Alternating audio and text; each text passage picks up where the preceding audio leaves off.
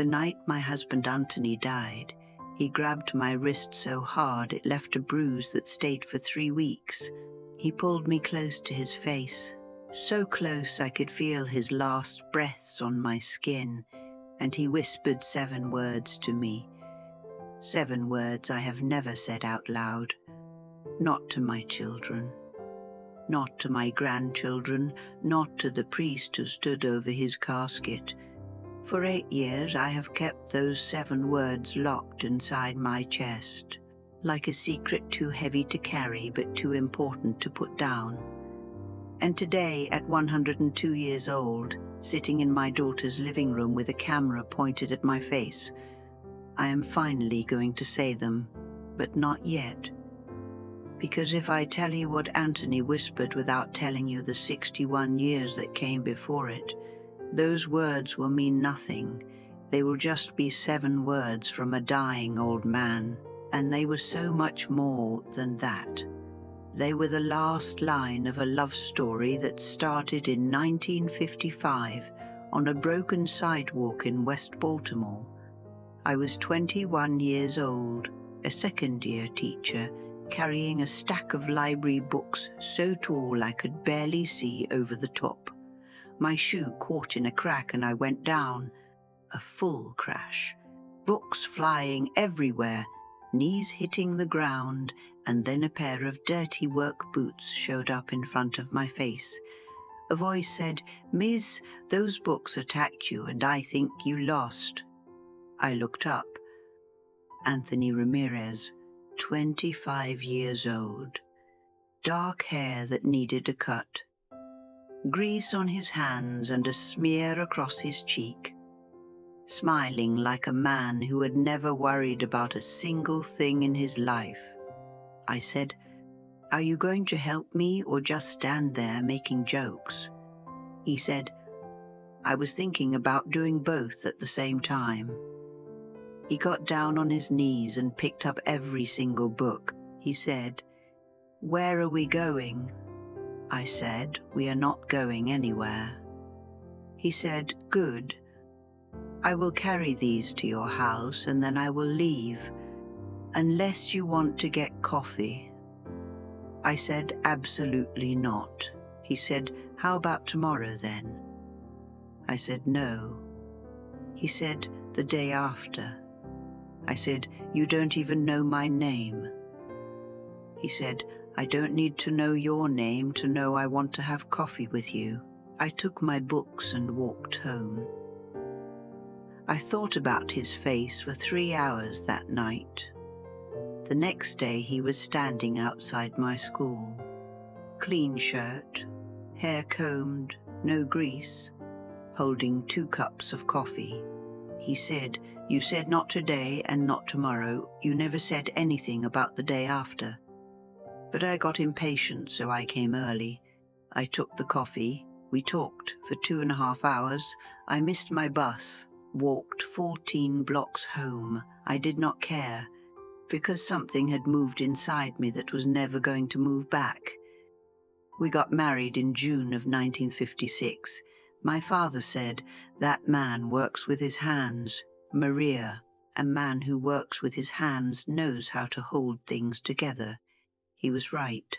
Anthony was a plumber since he was 16, after his own father dropped dead in the shipyard and left his mother alone with 4 kids. He never went to college. He could not name a single painting in any museum.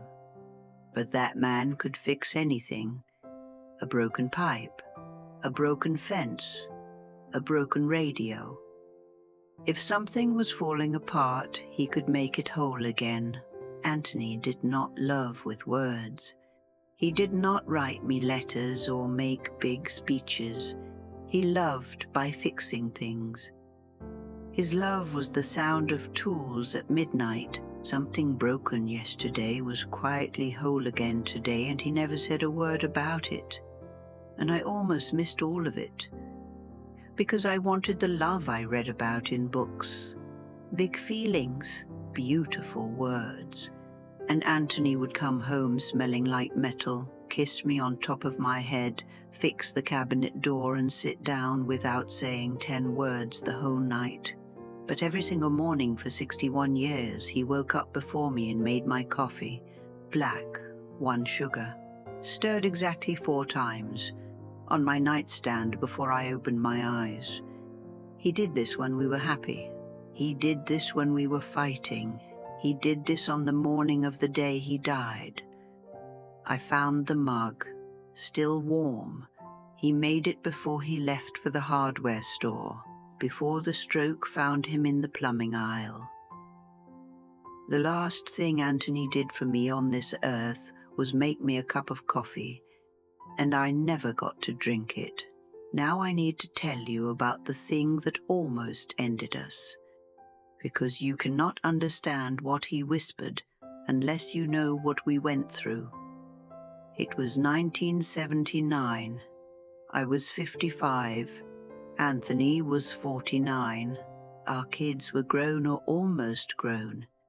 And I was tired. Not the kind where you need a nap. The kind that goes down to your bones and refuses to leave. Anthony and I had stopped talking. We turned into 2 strangers sharing a last name. And right in that cold, dead stretch, a man named David walked into my life.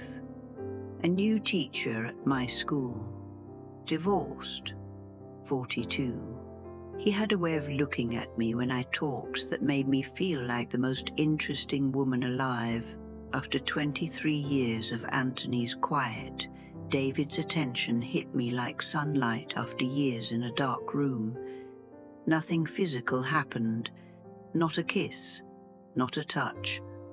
But something happened inside my heart, and one Tuesday night in March, I was grading papers at the kitchen table and I started crying. Anthony walked in, saw my face, sat down, and said 3 words. Who is he?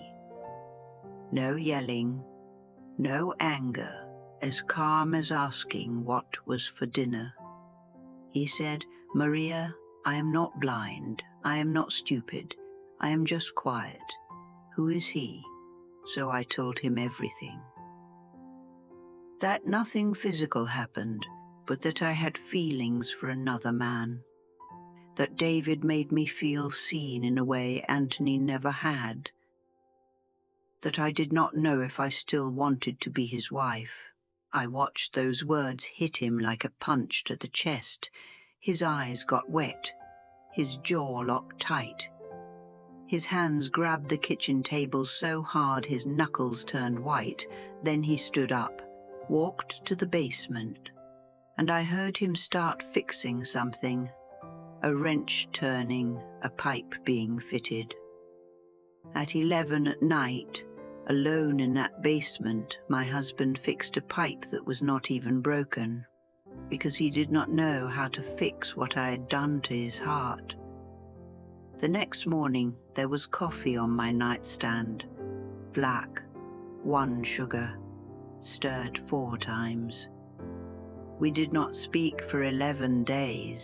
11 days in the same house, same bed, not one real word, but every single morning the coffee was there. On the 12th day, Anthony sat down and put a piece of paper in front of me. At the top it said, Things I need to fix. Underneath he had written 6 things.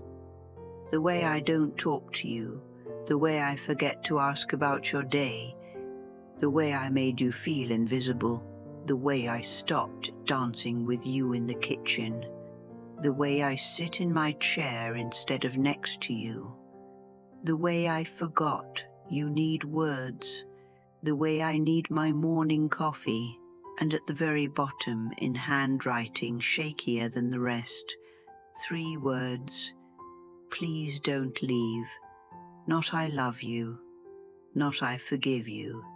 Just please don't leave, from a man who had never begged for anything in his life. I did not leave. I ended things with David. All the way, right away. And Anthony told me something I will carry forever. He said, "I knew right then, Maria, on the sidewalk. I saw you holding on to those books like they were the most important things in the world. And I thought, that woman holds on to things. I wanted to be something she held on to." I asked him why he never told me that in 23 years. He said, "Because I was afraid that if I said it out loud, you would see how much I needed you. And then you would know you could destroy me." His father had dropped dead at the shipyard when Anthony was 15, alive at breakfast. Gone by lunch, a boy learned that day that the people you love can vanish without warning, and the only safe way to love them is quietly. So when they go, the world does not hear your heart break. The next 30 years were the most beautiful of my life. In our 70s, we became grandparents, 12 times, and the man who could not say "I love you" to his wife for 23 years got on the floor with those grandchildren and said it like breathing. Every visit, every phone call, "I love you, I love you, I love you." One evening after the grandkids left, I said, "You can say it to them." He knew what I meant. He said, "They don't know yet that people leave. They haven't learned to be scared of love yet, and I don't want to be the one who teaches them that." He was giving those grandchildren the thing his father's death had stolen from him, the ability to love out loud without fear. He was fixing the one thing no wrench could ever reach. When Anthony turned 85, I started to notice things. He would stop in the middle of a sentence. His eyes would go somewhere else, like reaching for something on a shelf and somebody had moved it. By 87, the forgetting had a pattern. He left the stove on. Twice, he drove to the hardware store and called me from the parking lot because he could not remember why he went. The doctor used words I never thought I would hear about my husband. I locked myself in the bathroom and cried because if you took away his mind, if you took away his ability to fix things, you took everything that made him Anthony. I watched him fight it. Puzzles, books, little notes stuck everywhere. Tuesday, doctor at 2. Maria birthday, June 15th. He was building walls around a house that was slowly falling down from the inside, and I held him up. I answered the same question 4 times without changing my voice. I pretended I did not notice when he called me his mother's name.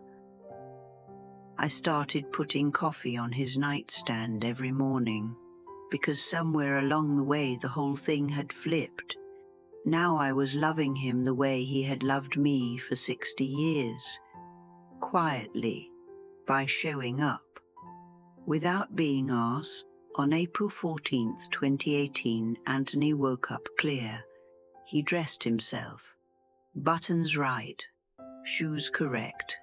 He said, "Maria, I'm going to the hardware store. The bathroom sink has been dripping." It had not been dripping, but on clear days when he felt like the man who fixed things, I let him be that man. He kissed my forehead. He said, "Do you need anything?" I said, "Just you." He smiled, a real smile. The same one from the sidewalk in 1955. He walked out. I was writing a grocery list when the phone rang, and I knew before I picked it up. My husband had fallen in the plumbing aisle. I do not remember driving to the hospital. They say I walked in still holding a pen and paper with eggs, bread, milk written on it. The first thing I remember is his face. Tubes, machines, eyes closed, massive stroke, very bad damage.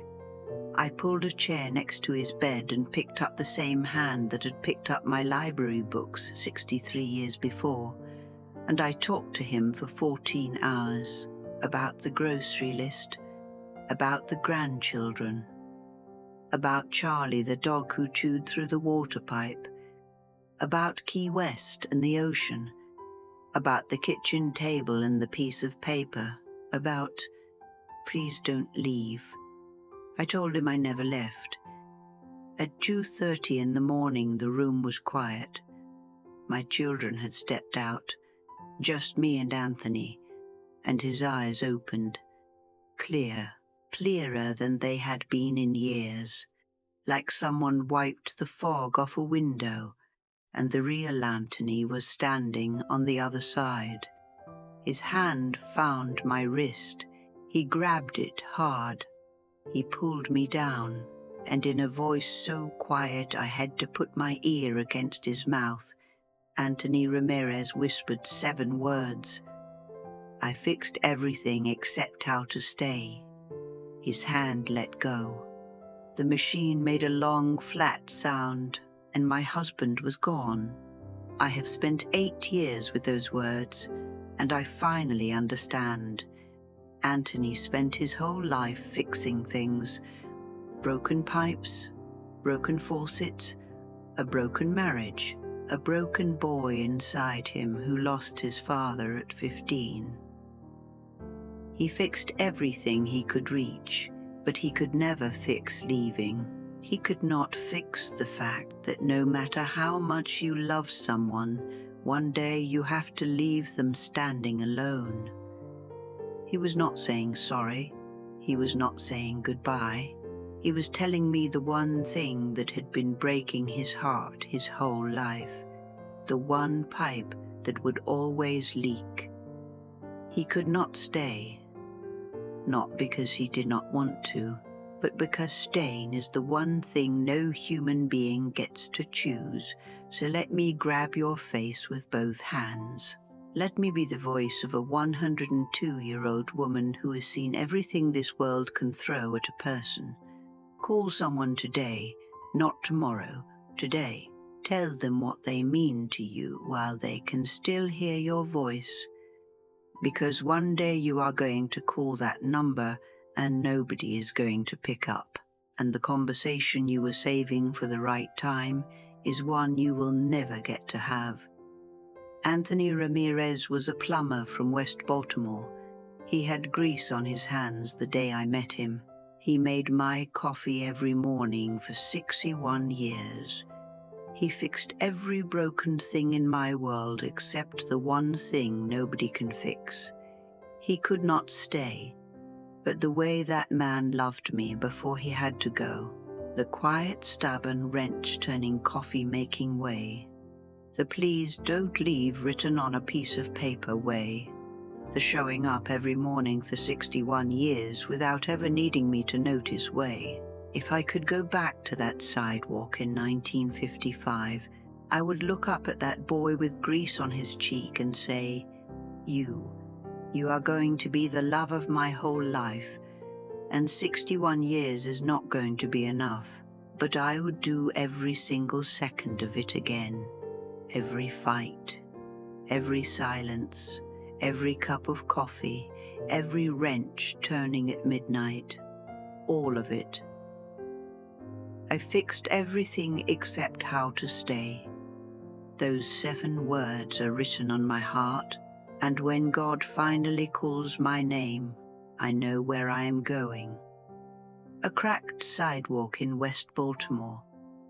A 25-year-old boy with dirty hands, holding 2 cups of coffee, grinning like he has never been worried about anything. And this time I am not going to say no.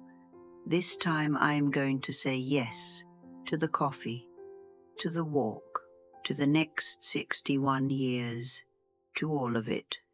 My name is Maria. I am 102 years old, and I have finally said his 7 words out loud. Do with them what you will.